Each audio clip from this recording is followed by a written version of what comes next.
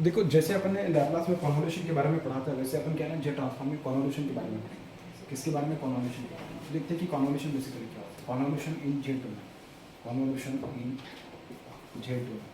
तो इसका एकदम सिंपल मैं बता रहा हूँ और वही तुम्हें याद रखना, ठीक है। अगर तुम्हारे पास दो सिग्नल दे रखे, क्या होगा मैं सपोज दो सिग्नल दे रखे कि सपोज एक्स ऑफ एन दे रखा है, तो जो भी कुछ होगा कि एक्स ऑफ एन दे रखा है, क्या बोल रहा हूँ एक्स ऑफ एन दे रखा है, ऐसा मान के चलो कि एक्स ऑफ एन का value is two n into u of n ऐसा कुछ दिया, और आपके पास एक्स ऑफ टू एन जो दे रखा है वो सपोज ऐसा कुछ दे रखा है, कोई भी एक नंबर लेगा कि वन,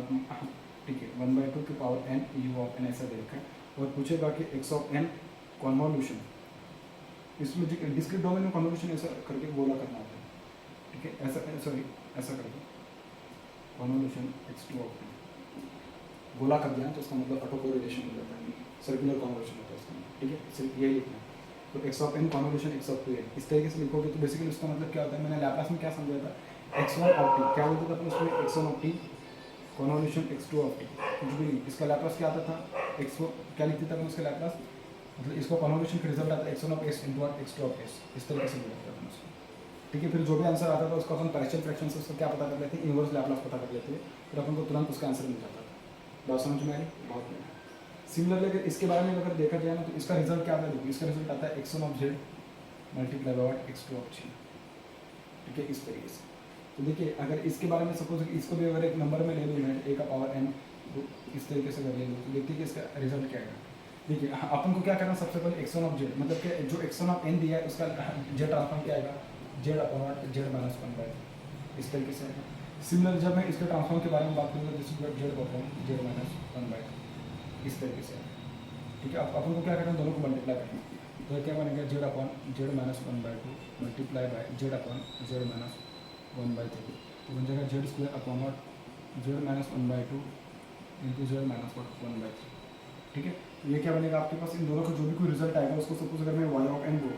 क्या बोल रहा हूँ मैं y ऑफ n बोल रहा हूँ, x1 कन्वोल्यूशन x2 n, इन दोनों का जो रिजल्ट है उसको मैं y1 बोल रहा हूँ, तो y1 को मैं ऐसा लिख दूँ कि y1 मतलब बेसिकली जब भी इसके अब जब सारी चीज़ z ट्रांसफॉर्म में चल रही है तो इसका जो रिजल्ट आएगा ना y1 का जो रिजल्ट आएगा this is what y of z, क्या आएगा y ऑफ z, इसका जो आएगा this is what x1 of z, इन दोनों convolution will get converted into multiplication, तो बन जाएगा व्हाट x2 ऑफ z, ठीक है। तो इसका जो भी कोई आया वो कितना आया basically this is z square upon what z minus 1/2 into और z माइनस 1/3, इस तरीके से आया है, ठीक है। तो यहाँ से z यहाँ लेके आओ, फिर आपके पास बन जाएगा इस तरीके का रिजल्ट। फिर क्या करोगे आप उसको,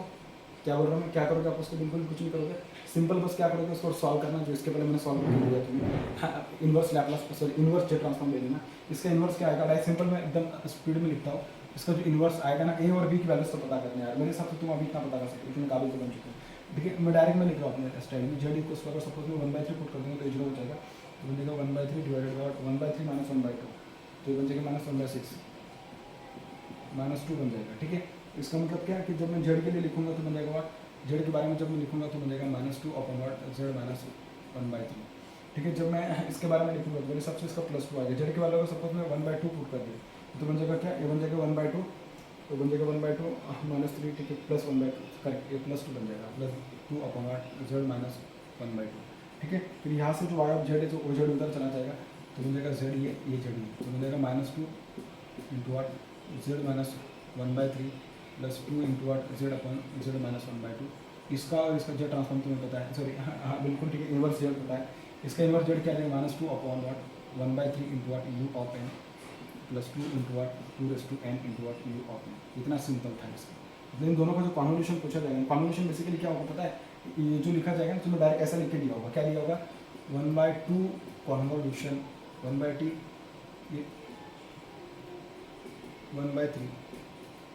ऐसा कुछ लिखा होगा, तो इसका रिजल्ट जो आएगा ना इसका रिजल्ट आएगा ये वाला जो मैंने लिखी थी, ठीक है। तो तुम्हें याद रखना चाहिए बेसिकली इसको किस तरीके से सॉल्व करना है तो बहुत आसान, बस तुम्हें उसके प्रोसेस पता होनी चाहिए। क्या बोला मैं एक और एग्जांपल लेता हूँ चाहे तो, फिर बाद में क्या है और ज़्यादा क्लियर हो जाएगा तुम्हारे लिए, ठीक है। बहुत सिंपल है, बहुत मतलब बहुत सिंपल है, बस क्या है ना तुम्हें देखो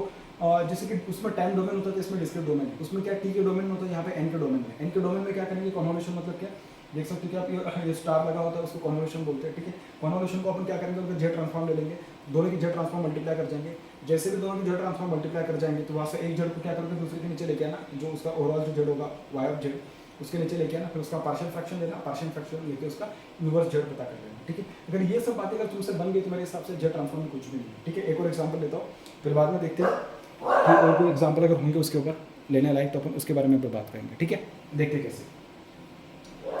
क्या बोलूँ मैं, देखते कैसे, क्योंकि तुम्हारे जो मतलब जो तुमने क्वेश्चंस मुझे भेजे थे वो जो टेस्ट हुआ था उसमें बहुत आसान आसान क्वेश्चन पूछे थे, ऐसे कुछ क्वेश्चन उन्होंने बहुत वैसे पूछे थे, ठीक है।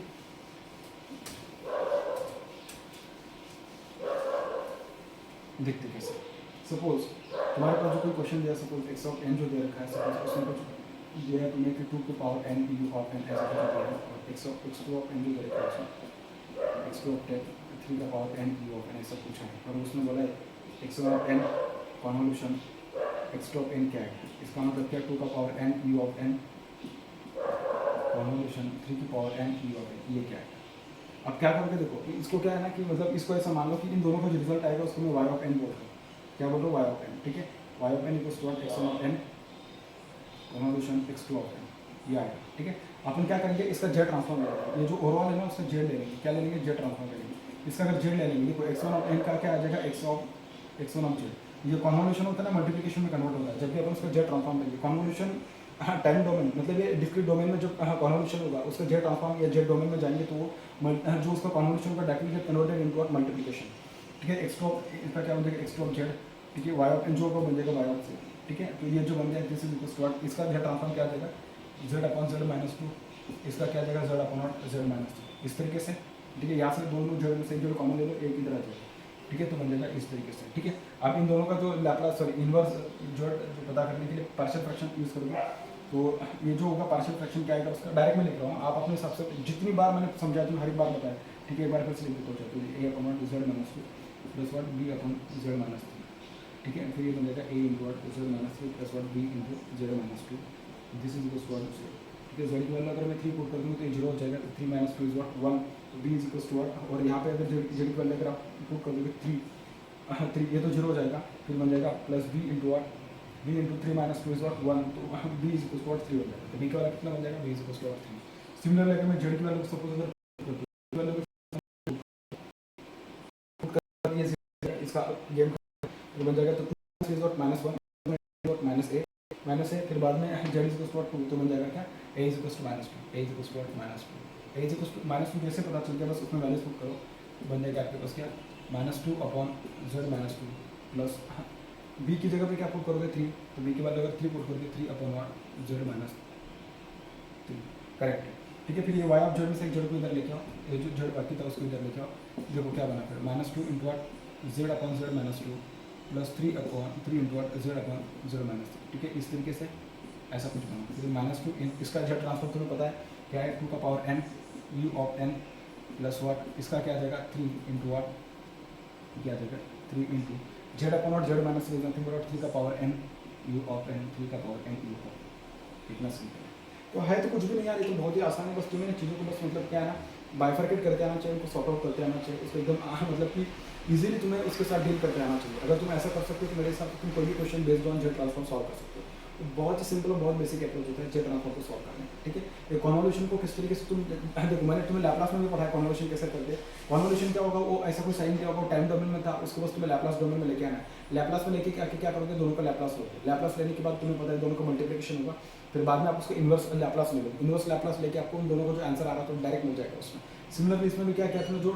डिस्क्रीट डोमेन में दिया था तो दोनों का जेड ट्रांसफॉर्म लेके, जेड ट्रांसफॉर्म लेने के बाद एक जेड जेड ट्रांसफॉर्म लेने के बाद दोनों को मल्टीप्लाई होगा, दोनों को मल्टीप्लाई होने के बाद इनवर्स लेने के लिए बाय गोइंग पार्शियल फ्रैक्शन के लिए अपन ऊपर का जेड जो होता है न्यूमरेटर का एक इधर लेके आए, जैसे भी लेके तुरंत आंसर आ गया उसका, उसको पता किया सॉल्व किया, इनवर्स जेड ले लिया, आंसर आ गया। इतना सिंपल तरीका है उसको सॉल्व करने का, ठीक है।